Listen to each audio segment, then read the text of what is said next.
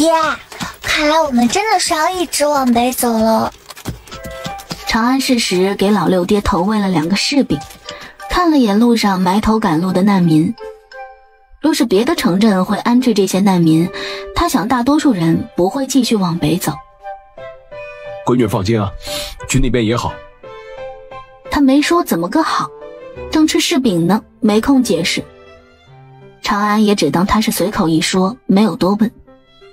他们路过一处小溪时，看到一行7、8人蹲在小溪边，一直盯着溪水看。那些人的后面还跌坐着10几个人，他们抱在一起，惊恐地看着小溪边的人。顾老六多看了2眼那些惊恐的人，有个中年男人有点眼熟，但他想不起来在哪儿见过。骡车经过他们时，那几个蹲在小溪边的男女突然回头看向顾老六。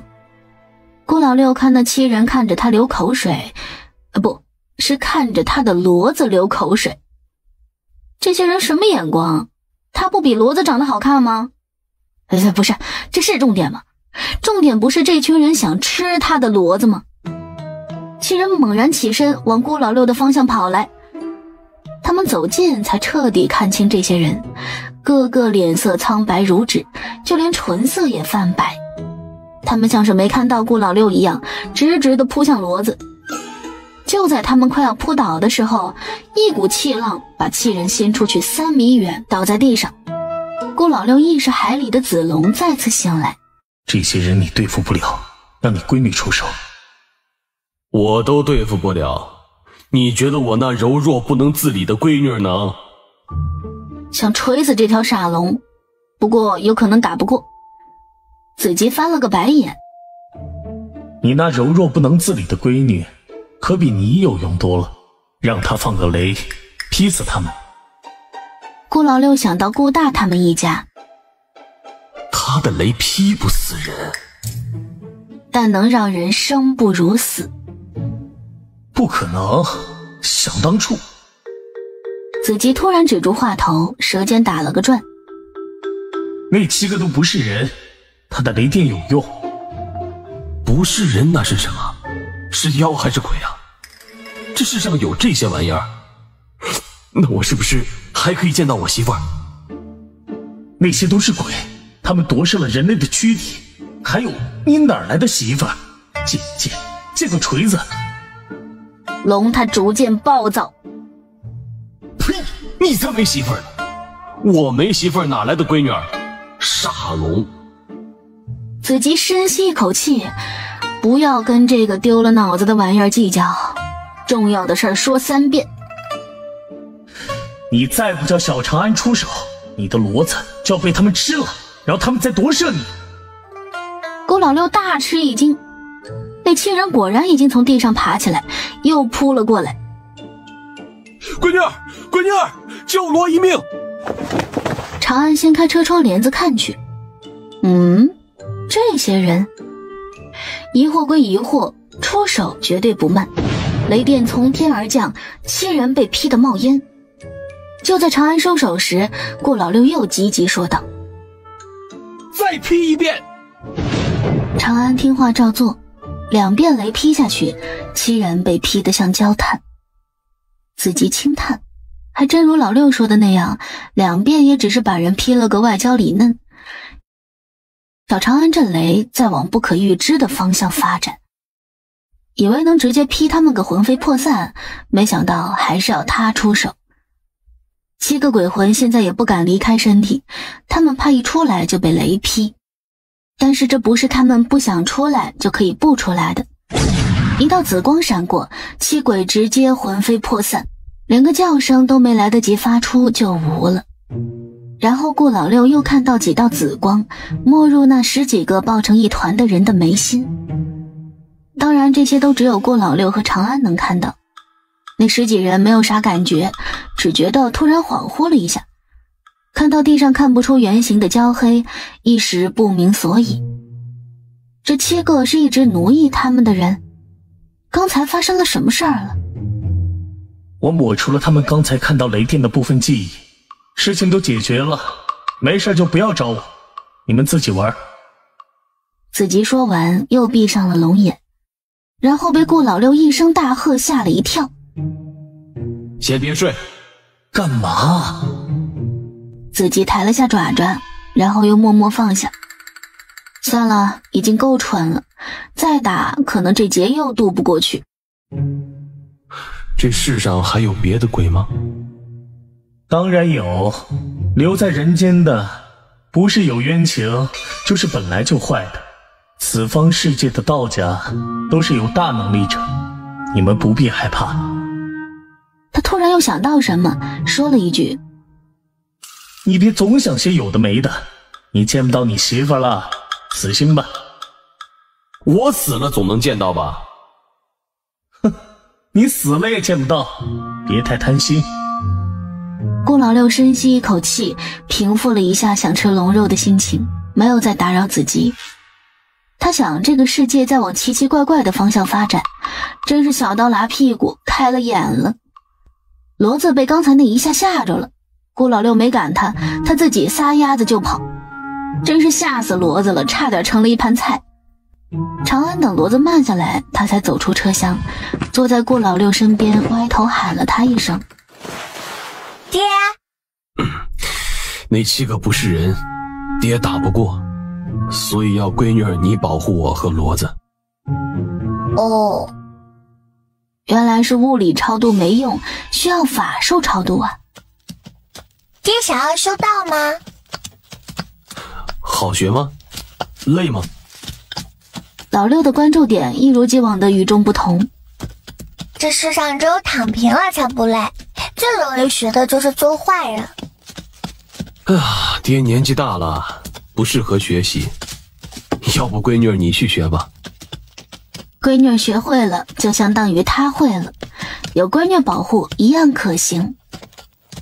我可能遗传到了你的基因多一点，不是学习的料。指望他一个连美术课都学不明白的人去学画符，洗洗睡吧。父女俩同声叹气。兄台，前面的路半个月前就被河水冲塌了，现在还没修好，你还是走村子侧面的山路吧。多谢大哥告知。走山路的后果就是他们晚上又要宿在山里，危险系数直线上升。怕有狼出没，顾老六就点了2个火堆。狼倒是没看到，等来了一群匪里匪气的人，个个扛着大刀从山上下来。哟，这里有个小娘子，长得还挺好看啊。小白脸儿，把你们的银子和值钱的东西都交出来，不交的话就用这个小娘子代替，卖去春红楼一定能值不少银子。顾老六不慌不忙起身把长安藏到身后，他一句话也没说，一双漠然没有任何情绪的眸子看向刀疤青年。不得不说，老六正经起来的样子还是挺唬人的。刀疤青年直面顾老六的威压，男人锐利深邃的冰眸漠然无情，无悲无喜，不嗔不怒。他突然感觉像是在仰望神明。这一刻，刀疤青年感觉自己如蝼蚁似尘埃，那种压迫感让他呼吸不畅。莫名的，他好像在男人的眼里看到了残忍与慈悲交替。他额头上豆大的汗珠滚滚落下，双膝一软，跪了下去。长安攥紧老六爹背在后背上的左手大拇指，歪头看去，没看到老六爹物理攻击啊，怎么就跪了呢？别说长安不解了，刀疤青年的小弟也很费解好吧？老大他多少喊几句话是吧？打都没打呢，怎么就降了呢？小弟上前去扶他，刀疤青年顺着他的力道起身，抹了把脸，觉得很丢人，他要找回场子。这不就是个普通人吗？刚才肯定是他眼花了。不过他还没放狠话，顾老六预判了他的预判，腰间软剑抽出，寒光闪过，刀疤青年的发冠落地，刀疤青年变成了炸毛青年，又是几道寒光刷刷闪现，她的上衣变成了露脐七分袖，下装成了碎布裙子。她一声大叫，把在树上歇息的乌鸦惊吓地掉在了地上。乌鸦挣扎着飞起来，嘎嘎地骂骂咧咧向着深山飞去。刀疤青年觉得他从小到大从来没有受到过这么严重的侮辱，提起刀就向顾老六砍过来。然而两人根本不在一个层次，没有任何可比性。顾老六脚步都没挪一下，只不过是侧了一下身，避开砍过来的刀。他的剑却刺在了刀疤青年的肩胛骨上。青年脸色霎时苍白如鬼，人家一招就差点要了他的命。二伯说他今天有血光之灾，不宜出行，算得真准。这次若有命回去，他一定要把他二伯给攻下来。见刀疤青年伤手，小弟们举着刀啊啊地往前冲。顾老六提剑挥出，一道剑气掀翻5、6个。青年见状，立即大喝一声：“都住手！”他自己手上的大刀也扔在地上，向顾老六低头弯腰抱拳赔罪：“是在下有眼不识泰山，惊扰了兄台，请兄台放兄弟们一马。在下青山寨大青子，定当铭记兄台恩情。以后但凡兄台有用得着大青子的地方，大青子绝无二话，愿为兄台效犬马之劳。”他们12、13个人干不过一个看似小白脸的人，真是太丢人了。顾老六歪了下头，与长安歪头的动作神同步。他轻啧了一声：“恩情就算了，把你们身上的银钱都交出来。”土匪们满脸问号：“有人管吗？这有人抢他们饭碗嘞！”大青子愣了下神，马上反应过来，他们这是打劫的，被别人给打劫了。那也是没办法的事儿，谁让他们技不如人呢？他带头把身上的银子都掏出来，小心放在地上。后面的小弟见老大都掏了，也纷纷拿出来，跟青年的银子一起放在地上。这些人很实诚，连铜板都上交了。你们卖了多少良家女子去春红楼？大青子连连摆手，生怕慢了就嗝屁。没有，我们就只是嘴上说说，这从来就没有做过丧良心的事儿。我们只劫财，不害命也不劫色。行，都滚吧。顾老六收起软剑，冷冷的赶人。大青子像是听到了天籁之音。是。一手提着碎成布条的裤子，捡起大刀，带着弟兄们头也不回地往山上狂奔。见人都消失在了夜色中，顾老六原形毕露，立马蹲下身搂地上的银钱。来，闺女，数数今天我们赚了多少。长安拿出一个自缝的用来给老六爹装零食的小布兜，他负责拿兜，老六爹负责数。不要问为什么他不数，问就是他不会，他只会数铜板，只知道一个银锭子是10两，像这种碎银他分辨不出来是多少。顾老六咧着嘴开心地数，1、2、3，1两的有6个，2两的1个，2钱的5个，1钱的2个，铜板有20个，一共9两2钱银子和20个铜板。这群土匪也不咋地嘛，12、3个人还没凑出12两银子。长安收好袋口，把小布袋子扔给顾老六。聊胜于无。顾老六龇牙傻笑赞同，他把小布袋子放进怀里，这是他的私房钱，银钱的大头都在闺女手里，小钱都是他攒着。丢钱又丢人，还受了伤的大青子回到山寨，被他二伯好一顿嘲笑。哎呦，这大青子回来了！哎呀，这小模样挺别致啊！大青子黑沉着脸，没搭理嘲笑他的二伯，飞奔着回房里去换衣服。大青子二伯摇头晃脑地跟过去。哎呀，这人功夫真好啊！看看这衣服啊，削得多好看！要不二伯出银钱给你整一套新的。房门突然打开，靠在房门上的大青子二伯一个趔趄，差点摔倒。大青子有些生气地问他：二伯刚才也在，你为什么不出手帮我？他二伯拿拂尘敲了一下他的脑袋，淡淡反问：我为什么要帮你？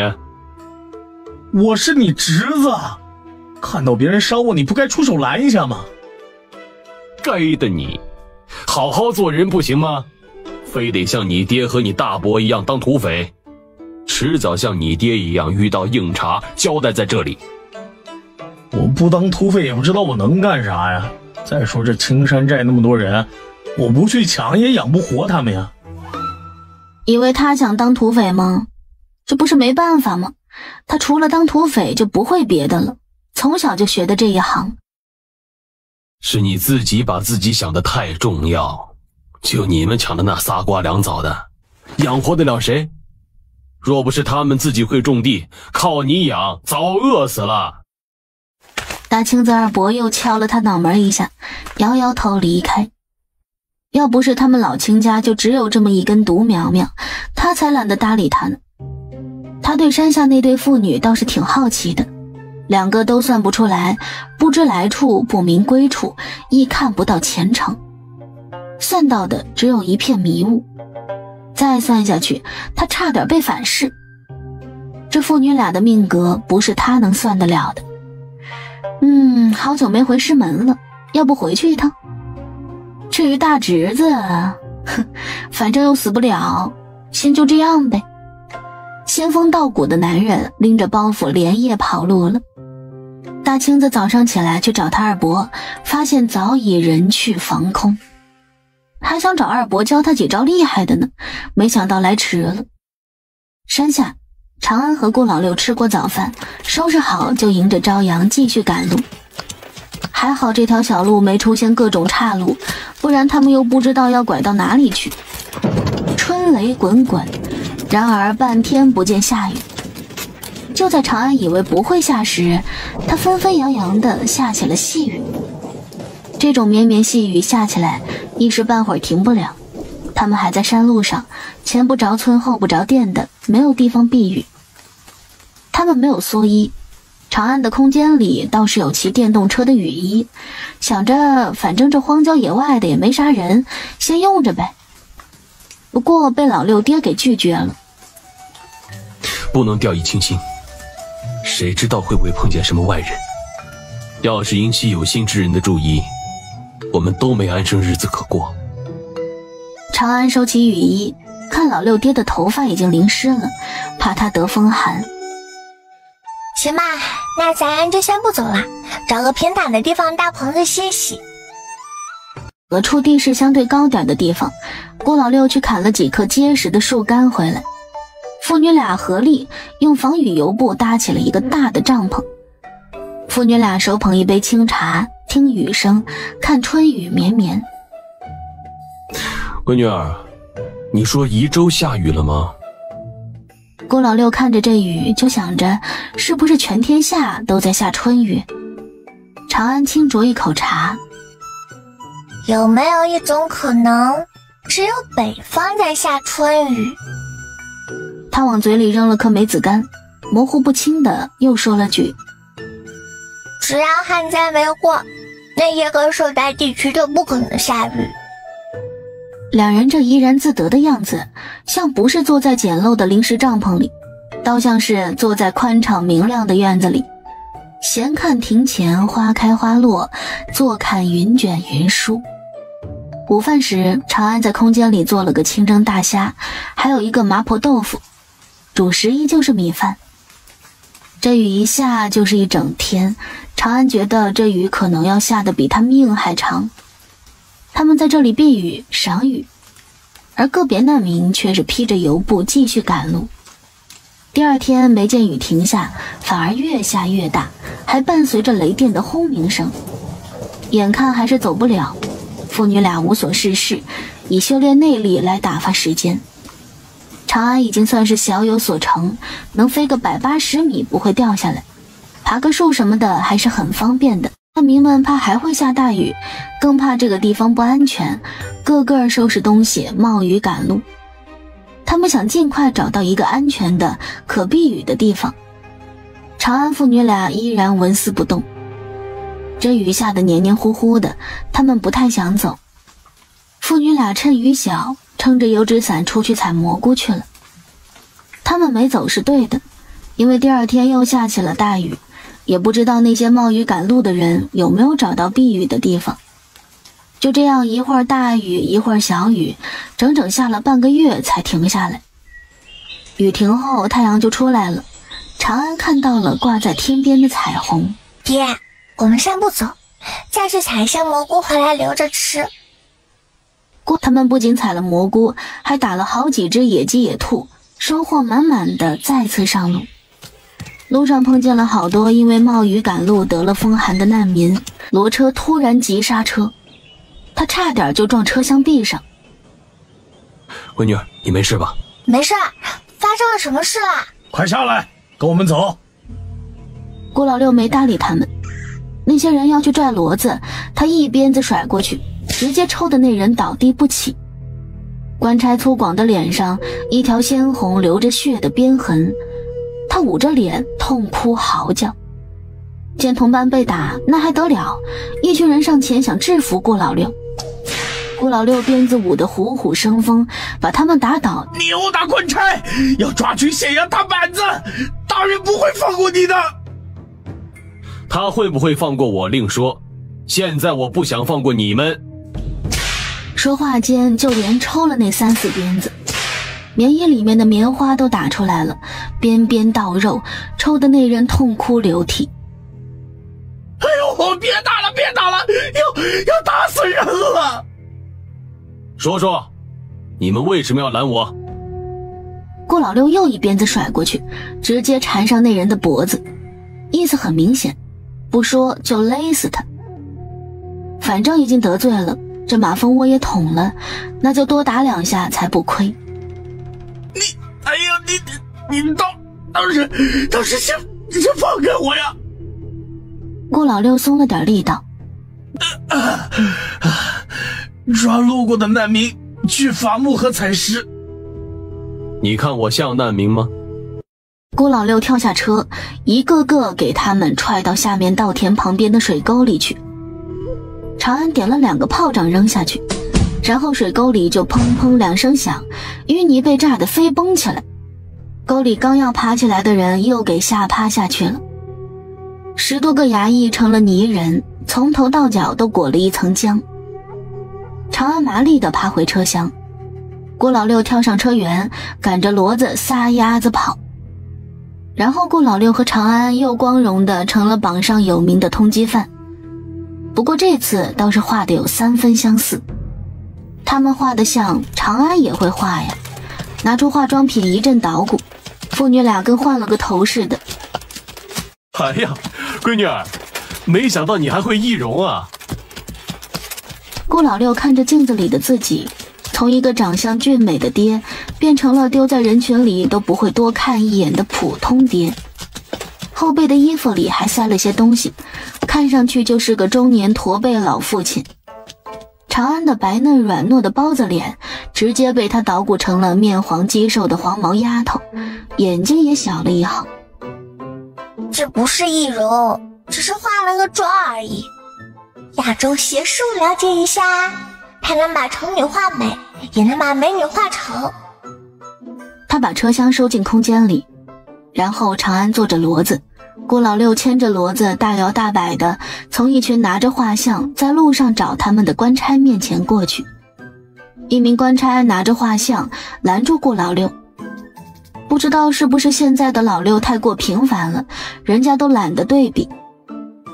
可有见过画像上的2人？郭老六装模作样地看了2眼，然后像是想起了什么似的说道：见过，他们前些天还从俺们村口经过嘞。一开口就是一股子大碴子味儿，着实惊呆了长安。老六是啥时候学的？官差一听他这口音，就摆摆手让父女俩离开。等走远了看不到人的时候，长安拿出车厢套好，以防万一，两人没有卸妆。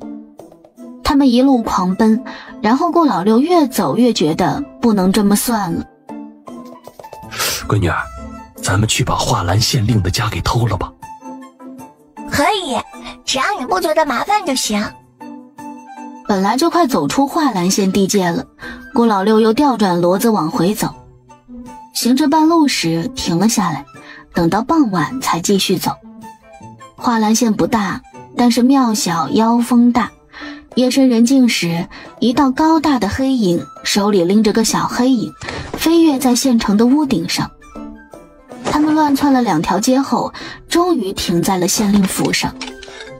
画兰县令府与凌云郡守府是2个极端，一个奢华至极，另一个就是简朴至极。这画兰县令府还不如县里的富户家好呢。顾老六拎着长安像拎小鸡仔似的，在县令府上如入无人之境。有没有可能是县令他老人家太过自信了，觉得把府邸搞得破破烂烂，就没人知道他有钱，不用安排太多护卫。县令府不大，很快他们就找到了库房。谁好人家的库房不上锁的？这不是此地无银300两吗？直接就告诉了人家这地儿你随便逛，不重要。父女俩所想，库房里就放着一些符合县令规制使用的东西。长安没有放过，苍蝇再小也是肉啊。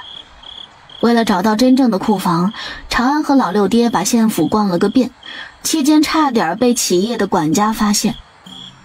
他们逛过的地方，但凡值点钱的都收走了。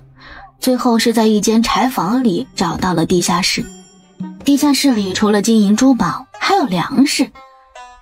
没有去数有多少钱，长安小手一挥，金银珠宝全收进了空间，与在郡守府拿来的一起放在别墅3楼。爹，这些粮食收不？顾老六解开了2个袋子，抓起一把米看了一下，是新米，闺女儿，全都收了，反正都不是正当来路的，谁吃不都一样。6、7袋大米全收进了空间别墅的仓库里，一下子多了6、7千斤大米。长安松了口气，感觉养老六爹的担子轻了不少。收完东西走出地下室，长安想他们以后安家还得盖房子。上次在那个郡守府没想到，这次想到了，那就搞点瓦片进空间吧。爹，我们去县令住的那个院子。长安拍拍顾老六的手，顾老六拎起他就往县令住的主院飞掠而去。主院是整座县令府最好的院子，也是最大的院子，就连屋顶的瓦片都比别的院落新。然后顾老六就看到他闺女儿把主院的瓦片全收走了。爹，你去把县令打晕，咱们把他绑了挂在城墙上。顾老六照做，长安也进县令屋子里，把他值钱的东西都收走。他也想薅得他一根毛都不剩啊，这不是空间不允许吗？别墅就600平，装不了太多东西，只能捡着有用的和值钱的装。末了还薅走10多个花盆，把盆里的花拔掉扔了，就带走了盆和泥。长安觉得院子里的青石板不错，以后盖房子可以铺到自家院子里，然后主院的青石板也被撬走了。想到家里那口大锅有个洞，长安又拉着老六爹去了厨房，有2口大锅和2口小锅，他全收进了空间。那俩切菜板看着也挺结实的，菜刀也磨得锋利，一看就是把好刀，全收走。食材倒是没有，应该是要第2天去采买新鲜的。不过水缸里养着的那2条草鱼可以收走，干脆连缸一起收好了，以后可以放在新家的厨房里养鱼用，也不用另外去买。想了想，好像没什么要收的了。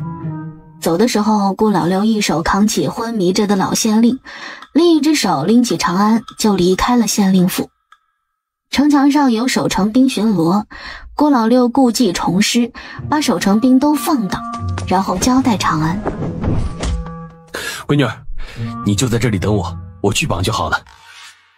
长安也想参与，不过看到老六爹好像在扒县令的衣服，最后只给他留了条裤衩子，伸出去的脚又收了回来。不到半刻钟，顾老六就把县令绑好，父女俩很快离开案发地，独留县令穿着裤衩子在城楼外荡秋千吹冷风。第二天一早，进出城的人就看到被吊在半空中的县令，冻得浑身青紫，出气多进气少。守城兵手忙脚乱地把醒过来又昏迷过去的县令拉上来解绑，慌慌张张地送他回县令府请大夫。底下的百姓炸了锅，我刚才好像看到县令掉城楼上了。我好像也看到了，会不会是眼花呀？毕竟那高度有可能认错人，或许是个相似的人呢。不可能，那个就是县令，我眼神好着呢。县令府遭贼，县令被吊城楼外的消息半上午就传遍了整个县城，还有向外扩展的趋势。县令昏迷不醒，师爷只好先命人去抓小偷，而他们要抓的小偷早出了华兰县地界。长安又给老六爹换了个妆容，这会儿是脸色蜡黄的病秧子爹。长安是个蛇精脸闺女，顾老六看到他闺女的脸笑了一上午，人抖得跟得了帕金森似的，跟他那病殃殃的样子还是很般配的。想到薅来的10多个大花盆，长安进了空间，他想看看能不能在空间里用花盆种出菜来。菜种他不多，有奶奶在世时买的西兰花、大白菜、青瓜种子，都放好几年了，也不知道还有没有用。在空间里忙活好，长安就出来了。此时他们正路过一片青竹林，长安叫停了顾老六。爹，我们今天先不走，这里好多竹子啊，我们砍些竹子做些东西再走。好，确实是难得遇到长得这么好的竹子。收起车厢，父女俩牵着骡子进了竹林。竹林的另一边，潺潺流水声传入耳中，顺着声音过去，是一条清澈的小河。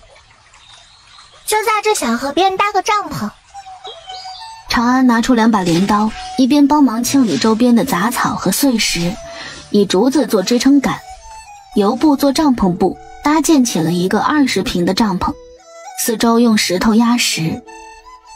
他们先砍竹子做了2张单人竹床，又在帐篷外用竹子搭建了一个小棚子做灶房，用竹子做了简易的篱笆围墙，基础的生活设施做好。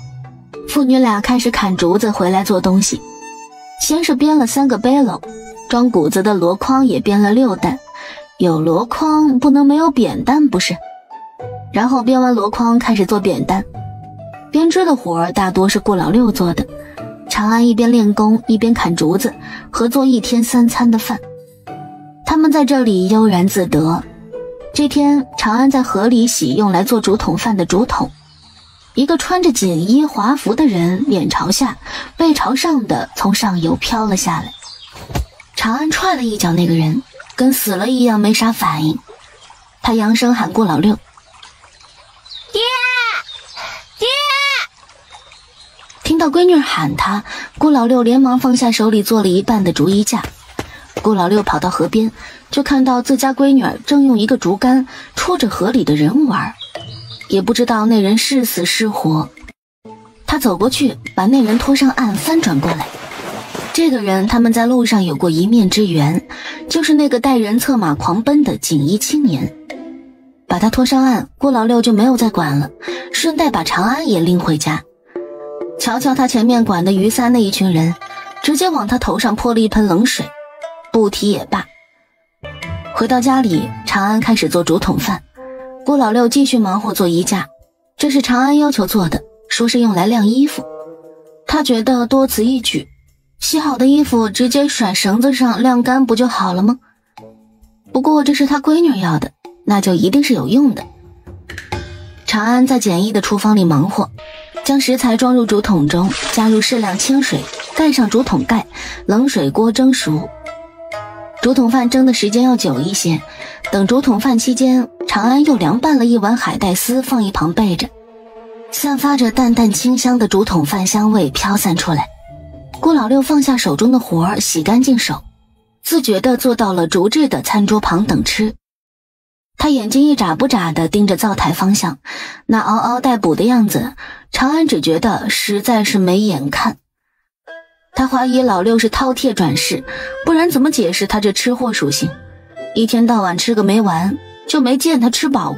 傍晚时，顾老六拿着锅碗和竹筒去河边洗，发现下午他拖上岸的人不见了，也没在意，只当是他自己醒过来走了。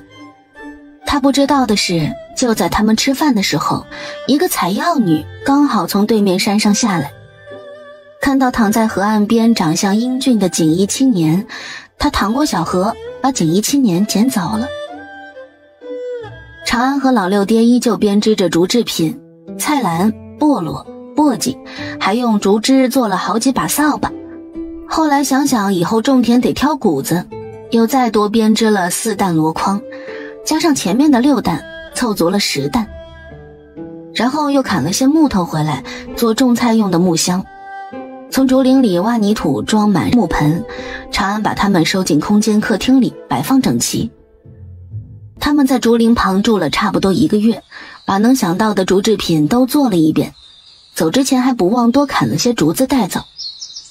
骡车晃晃悠悠地再次启程，途中长安和顾老六总是变换不同的妆容，又另外买了一个车厢。不过拉车的骡子一直是他，从未变过。他们家最辛苦的可能就是这骡子，自从逃荒以来，他就没有休息过。在他们刚离开竹林不久，那里就迎来了一群意外来客。他们走时并没有抹除在这里生活过的痕迹，那群浑身包的只剩眼睛露在外面的人，自然也看到了有人在这里生活过的痕迹。一群人循着痕迹出了竹林，然而他们却在大路上失了线索。安姨，现在该如何是好啊？爷可是说了，不要让齐王回到西南。爷不是还说过，若是失败，就把兵符在齐王手上的消息传给陈肃。安姨在心里默默吐槽了一会儿，然后带着弟兄们收工回去复命了。长安他们又走了半个月，他们路过一个县城时，总算是看到一个像样的父母官在有条不紊地安置难民。顾老六没有停留，赶着骡车离开。天南地北的人生活在一块儿，各地有各地的风俗习惯，有不同的方言，也有不同的人品秉性，想想就头疼。他们想找一个简单点的地方，就是不要那种10个人里有9种方言，10个不同的风俗习惯的地方。现在这个县城安顿的人就是这个样子，长安就听懂了3、4句，吵得脑瓜子嗡嗡的。长安在空间里育苗的菜种早就发芽长大了，他一颗颗移栽开来，那2颗蜜薯也冒了点芽上来，这算是种活了。爹，红薯也种活啦！顾老六想到在山里吃的那种噎得他翻白眼的红薯，兴趣不大呢。不过是闺女种的，必须捧场。闺女真厉害啊，比爹都会种地。等安家了你就教教爹，以后爹种地养你。你不请长工啦？他可记得他要请长工种地的。你教我，我教长工，然后我一边放牛一边监工。想想就美得冒泡。长安笑弯了眼。爹，你是要买2头牛的大户呢，你一个人放2头牛，会不会看不过来？以前看过一个段子，少年出去放牛，晚上牛回来了，少年却在山上迷路了。他觉得让老六爹去放牛，很有可能跟那个少年一样，别到时候还得牛去接他回家。听到长安愉悦的声音，闺女儿开心，他也开心，呲牙笑得欢。别说2头牛了，20头牛我都看得过来。我记住了你的豪言壮语，天气不冷不热，长安就没有一直待在车厢里。他和老六爹一起坐在车辕上，看沿途的风景，看农田里忙活的农人，看路边嬉笑打闹的孩童，看柳枝垂滴，看繁花似锦，云卷云舒。长安与老六爹在规划未来的生活，买几亩地，请多少个长工，盖多少间房子。就盖个1进的院子吧，刚好也够我们住。若是真要请长工，那就再另外砌几间房子给他们住。就我们父女俩住，房子不用太大，不然会显得空旷。快让开！一声大喊打断了他们的畅想。只见前方一名少年骑着只猪在路上狂奔，他的后面跟着一群手里拿着各种农具的村民在追着呢，眼看就要撞上他的骡子了。然后载着少年狂奔的猪脚下一崴，他和少年一起摔进田沟旁的水渠里去了。村民们跟着跳下去，把水渠里的猪拉上来抬走了，留下少年还在水渠里往上爬。少年湿淋淋骂骂咧咧地爬上岸。杀猪的时候不给我多吃2块肉，我就先捉。他一抬头就看到2双不灵不灵的眼睛看着他。少年俊脸腾的一下红成了猴屁股，他挠挠头，磕磕巴巴的强行解释：我很厉害的，我师傅说我能当大将军。孩子有梦想是好事儿，不能打击人家。长安和顾老六同步点头。你一定能行吧？骑着猪上战场的大将军主打一个与众不同，笑死敌军。少年见他们相信他，霎时笑如骄阳。他的爹娘都不相信他呢，说他白日做梦，但他不说空话，他一定能做到。他离开前还像模像样的遥遥向他们行了一个古礼。我叫云之恒，以后我的名字一定会响彻整个大业。从此少年以梦为马，勇闯天下。如他所说的那样，群雄逐鹿天下，少年背井离乡。少年将军云之恒以用兵如神名满天下。那时大业朝已经改了国号。当然这些都是后话了，现在的他还是个不如猪的狼狈少年。长安觉得这悠闲的路途该配个乐，然后拿出个陶笛，吹了一首他唯一学会的《森林狂想曲》。他们越往北走，路上逃荒的人就越少，直到看不见。而他们也没有去极北之地。顾老六带长安来到一个叫宁北县的地方，他的隔壁就是流放之地，两地之间很近，有商贸往来，也经常有那边的人到宁北县来赶大集。顾老六带着长安一路问路走到县令府邸。进城前他们就恢复了本来面目，所以现在看上去清爽干净。门口的衙役也没有立即赶人。他从怀里掏出一块圆形的极品玉佩，上面用篆书刻着2个字。长安瞧了2眼，确认过眼神，他们互相不认识。烦请差爷帮忙把玉佩给县令大人，并请通传一声，就说姬萧生之子求见。公子请稍等，小的这就去通报。好，有劳差爷了。等衙役进了府邸，顾老六才跟长安解释：你爷爷去世前交代，若是遇到自己无法解决的大事，可以带着玉佩来找宁北县令荣宏。他虽然只是个县令，但他能做到的事情远远超过了他的官职。玉佩是你爷爷的，上面刻的是你爷爷的名字，另一面刻的是一条龙。我们现在遇到最大的事就是安家落户的问题，这关系当然就得用起来了。小半刻钟后，衙役和五官深邃、面容严肃、身穿官服的高大男人从府里匆匆走出来。玉佩是你的，姬萧生是你父亲。草民顾清明拜见县令大人。回大人话，顾萧生是草民的义父。荣宏摆摆手，颇有种不耐烦的架势。别搞这些磨磨唧唧的礼节。你义父呢？他可有来？来了，但我不能告诉你。义父3年前去世了，家乡天灾，我便带着孩子来了北地求生存。逃了快2年的荒了，确实是3年，没毛病。什么？去世了？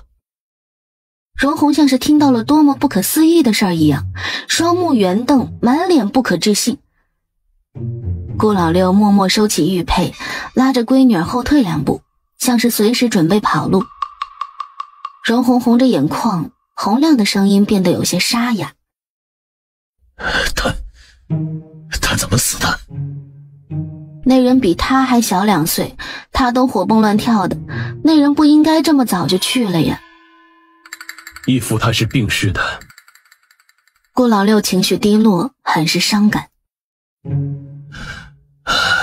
逝者已矣，你义父是把你当亲生儿子的，平时希望你能好好的生活，不然哪会把姬家的玉佩给他？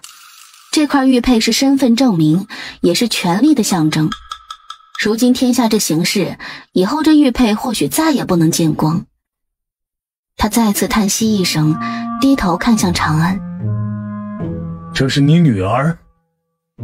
小姑娘白白嫩嫩的，像个白胖胖的小馒头，可喜得紧。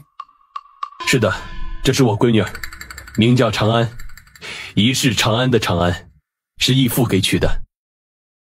长安拜见荣大人。叫什么大人？叫荣爷爷。荣爷爷。哈哈哈哈！好好，走，跟荣爷爷回府。你们赶了那么远的路，定是累了，先休息几天。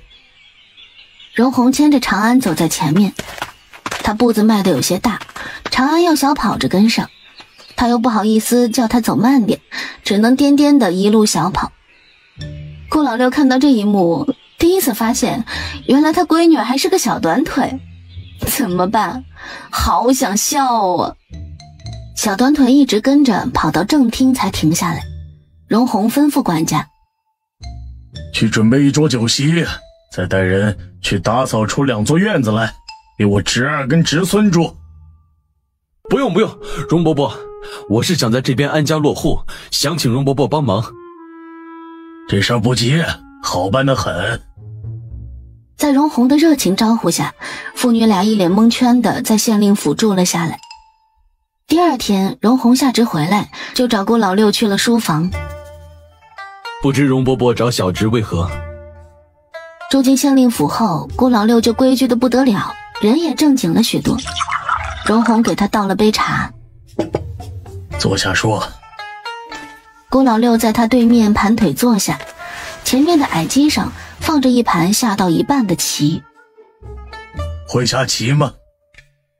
略知一二。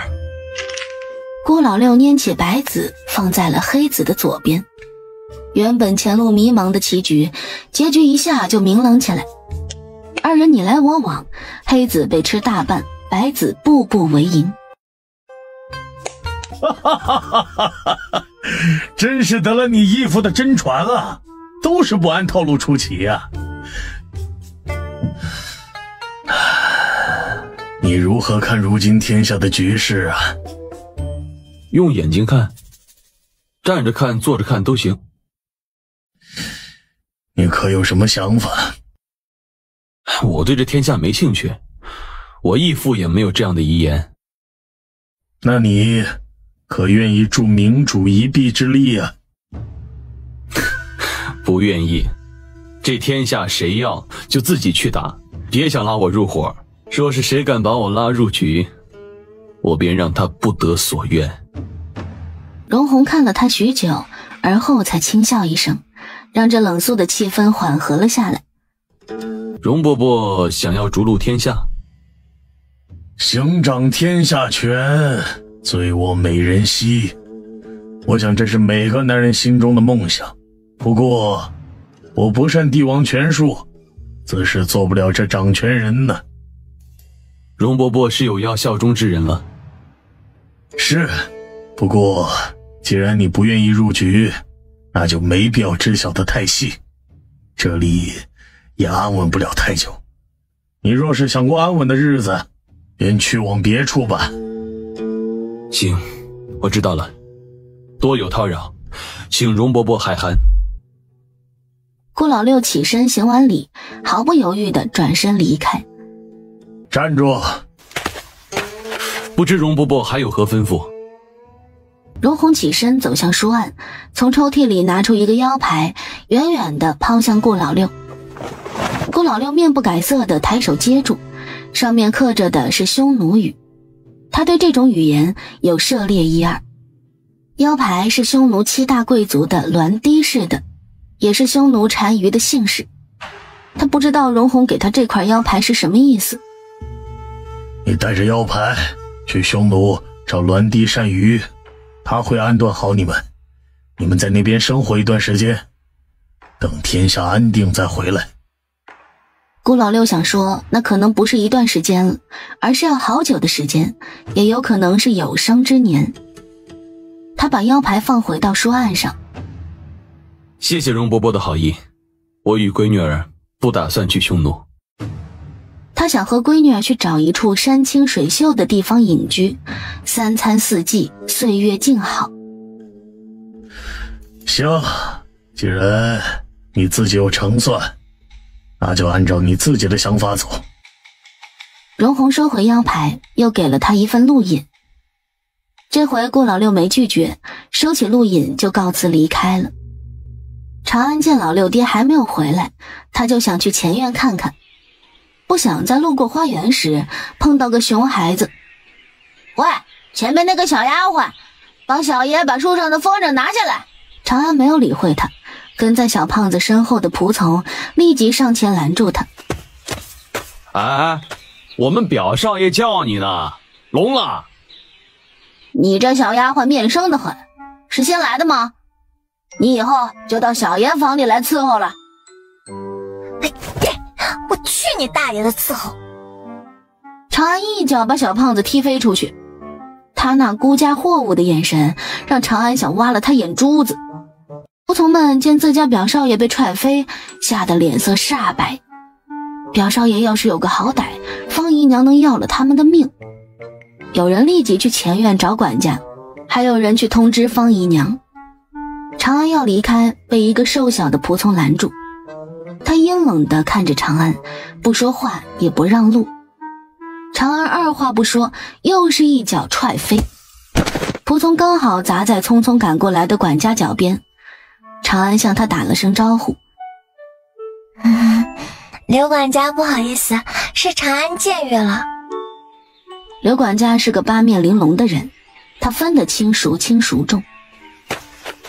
是府上招待不周，惊扰了长安小姐，请长安小姐见谅。这表少爷是什么时候来府上的？方姨娘是越发的没规矩了。长安不甚在意的摆摆手，小胖子还趴在地上哎呦哎呦的叫唤呢。顾老六比方姨娘先一步到来，仔细看了眼长安，见他没事儿才放心下来。是谁打了我家贱人？惊扰方姨娘了，不是什么大事，是大人的侄孙女长安小姐与表少爷闹着玩呢。方姨娘只听到是长安，其他一律当没听见。把那个叫长安的小丫鬟抓起来，先打30大板。然而没人动，因为其他人都听清楚了。刘管家还着重说了大人的侄孙女，一个是方姨娘的娘家侄子，一个是大人的侄孙女，两相一比较，那肯定是大人侄孙女重要啊。表少爷见人小胖子见到姑姑来了，他也不躺地上嚎了，立即起身跑过去拉住方姨娘的手。姑姑，打完板子就让那贱丫头来伺候我。是可忍孰不可忍，顾老六一把拎过小胖子，当场给了他2个大逼斗。方姨娘尖叫着扑向顾老六，想从他手上把大胖侄子救下来。容红就是在此时到的，他冷喝一声：住手！方姨娘见到容红如看到救星，连忙扑跪到他脚边告状，叽里哇啦一大堆，总结就是要把打他大胖侄儿的人乱棍打死。荣红冷眼看了半晌，说完了，既然你那么喜欢侄子，那你就和你侄子一起回娘家去吧。他冷漠地吩咐刘管家，找几个人送方姨娘和她侄子回去，连同休书一起送到方家。事情的发展方向不该是这样子的呀，方姨娘麻爪了，不就是为侄子讨个公道吗？怎么还给自己讨来了一份休书呢？不等方姨娘求情，家丁在刘管家的示意下麻利地塞住她的嘴，连同她的好大侄一起拖了下去。荣红有些歉意地看向顾老六和长安，是我治家不严，让你们受委屈了。父女俩尴尬笑笑，他们还真没受啥委屈，委屈的是你老人家的小妾。都这么大年纪了，还纳个如花似玉的姑娘当妾，可真行。荣伯伯，多谢贵府招待，我们今天就离开宁北县，下次再见时，愿荣伯伯以心想事成。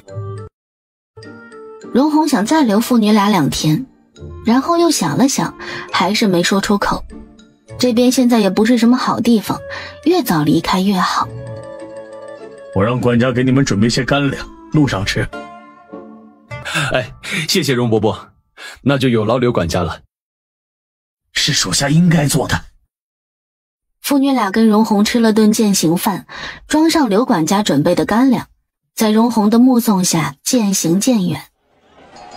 行至商街，顾老六在一家成衣店门口停了下来。闺女儿，你先在车上等爹一会儿，我去就会。好。长安想着应该是老六去给他买衣服，因为他长个儿了，衣服都短了一截。1刻钟后，老六爹拎着3个大包出来。爹，你买那么多干什么？我还会长个子啊，你给你自己多买几套衣服就行。顾老六把3个大包裹塞进车厢。放心，爹靠谱得很，我买了你一直到14岁都能穿的衣服。你自己没买吗？我不用买，衣服管够，家里也还有布，不够穿了缝2件就是。不行，你给自己买2套好点的衣服，我们现在不差钱，不用省着。闺女儿，我就不必穿得太好，现在我们还没安定下来，不能太打眼儿。等以后爹买云锦织的衣服穿，可好？行吧。好有道理的样子。他又想到以后老六爹锦衣华服，一派世家公子的做派，身边跟着2头牛，气质立马变成了地主家的傻儿子。其实也不必穿得太好，符合形象就可以了。顾老六想到荣红说的话，他心下做了个决定。闺女儿，我们去找一处山林隐居，可好？好，爹想去哪儿，我就跟着去哪儿。等以后天下安定了，我们就出来定居。长安想到那谁交代的不要进深山。爹，我们找一处靠海的地方。没啥事儿的时候还可以去钓鱼。跟着老爹晃悠了这么多地方，他也大致了解了这个世界的版图，与前世的国家地图差不多，只是地名与古代地名不同而已。想了一下，靠海的地方，玄兔郡。不过那边还有个燕国，相当于前世古代的契丹。这个地方可以忽略，2国交界，没事还好，有事容易殃及池鱼。算了，边走边看吧。顾老六看长安有想去的地方，二话不说，立即同意。闺女开心最重要。长安把3大包衣服都收进空间，然后出来坐到车辕上，问顾老六：爹，你之前不是想在这里定居吗？怎么又要离开？因为有的人心太大，我们想要过得安稳，就得另寻地方。他们追着夕阳离开宁北县，又走上了来时的路。夜里露宿荒野，长安悄声问顾老六：爹，你知道爷爷以前是什么身份不？